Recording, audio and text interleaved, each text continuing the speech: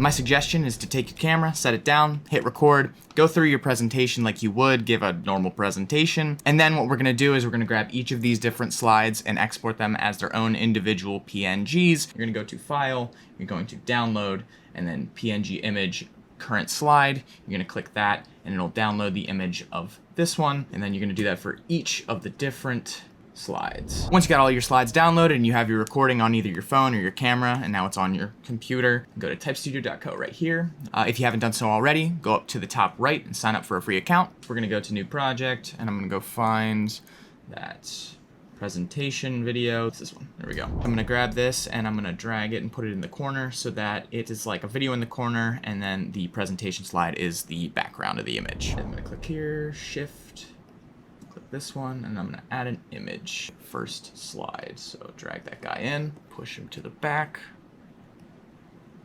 and then there we go.